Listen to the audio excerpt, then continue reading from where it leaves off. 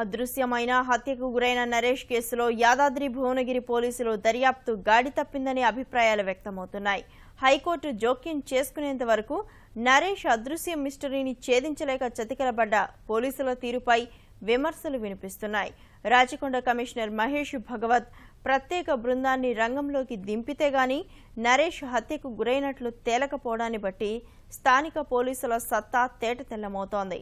నరేష్ అదృశ్యం కేసులో కీలక విషయాన్ని దర్యాప్తు అధికారులు విస్మరించడం వల్లే అపఖ్యాతి ముట్టగట్టుకోవాల్సి వచ్చిందని తెలుస్తోంది.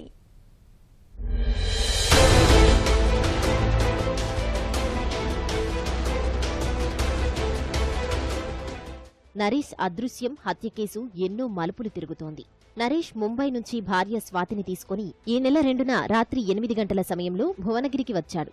తాను మాత్రం కొంత దూరంలోనే దిగి స్వాతిని తండ్రి శ్రీనివాసరెడ్డితో పంపాడు. అక్కడి నుంచి నరేష్ తిరిగి ముంబై వెళ్తే అసలు సమస్య ఉండేది కాదు. స్వాతి ఇంట్లో ఏం జరుగుతుందో తెలుసుకోవాలనే కుతూహలంతోనే ఆమె ప్రయాణించిన కారును రహస్యంగా అనుసరించాడు. ఇక్కడే కీలక కోణముంది. కారును వెంబడించేందుకు నరేష్ భువనగిరి నుంచే ఓ ద్విచక్ర వాహనంపై వెళ్లాడని పోలీసులు చెబుతున్నారు. లింగరాజుపల్లి శివారులోకి వెళ్లిన తర్వాత తాను మాత్రం ఊరి బయటే ఉన్న నరేష్ స్నేహితుడిని ద్విచక్ర వాహనంపై స్వాతి ఇంటికి పంపించాడు. అతడిని గమనించిన శ్రీనివాసరెడ్డి తన అన్న కొడుకు సత్తిరెడ్డితో కలిసి ద్విచక్ర వాహనాన్ని వెంబడించాడు. అలా వెంబడించిన క్రమంలోనే ఊరి శివారులో నరేష్ను గుర్తించి హత్య చేశారు.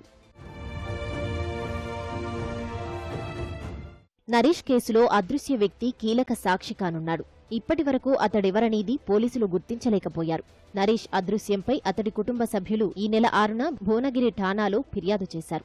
అప్పుడు దర్యాప్తు ప్రారంభించిన పోలీసులు చివరగా నరేష్ చరవాణి సికింద్రాబాద్ మౌలాలిలో స్విచ్ ఆఫ్ అయినట్లు గుర్తించారు. నరేష్ సెల్ టవర్ లొకేషన్ గురించి ఆరా తీసినప్పుడైనా అతడి వెంట మరో చరవాణి ఎవరిదనే విషయాన్ని పసిగట్టి ఉండాలి. ఇది కాదనలేని వాస్తవం. అతడెవరనేది గుర్తించి విచారిస్తే వ్యవహారం మరోలా ఉండేది. శ్రీనివాసరెడ్డిని గట్టిగా విచారించి హత్య విషయం కక్కించేందుకు ఈ ఒక్క ఆధారం సరిపోయేది.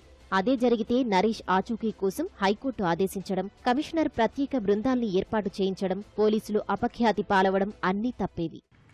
నరేష్ ఫ్రెండా అదరైతే ఇంకా ఎవరు వాళ్ళు ఎంగేజ్ చేశారు నరేష్ కోసం, అదే నా డౌట్ అది. సో దానికి సంబంధించి కూడా ఇంకా ఇన్వెస్టిగేషన్ చేయాల్సి ఉంటుంది. ఈ కేసు అది మీరు చూస్తున్నారు, ముందు నుంచి చాలా డ్రామాటిక్ సంఘటన జరిగినాయి మధ్యలో. Only this up to this only our investigation is limited. ఇంకా చాలా క్వశ్చన్స్ ఉన్నాయి.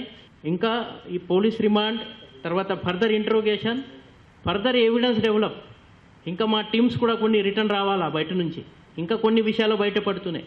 ఇది చాలా కాంప్లికేటెడ్ కేసు అది. నేను అంత 22 ఇయర్స్ సర్వీస్లో ఇంత కాంప్లికేటెడ్ కేసు చూడలేదు. ప్రత్యేక బృందాలు కేవలం 4 రోజుల్లోనే కేసును తేల్చేశాయి. దీన్ని బట్టి చాలా కేసుల దర్యాప్తును పోలీసులు సీరియస్గా తీసుకోవడం లేదనే అనుమానాలకు బలం చేకూరుస్తోంది. ఉన్నతాధికారులు ఆదేశిస్తేనో లేక న్యాయస్థానాలు జోక్యం చేసుకుంటే తప్ప కేసుల దర్యాప్తును సీరియస్గా తీసుకోవడం లేదని నరేష్ అదృశ్యం కేసు ద్వారా మరోసారి వెల్లడైంది.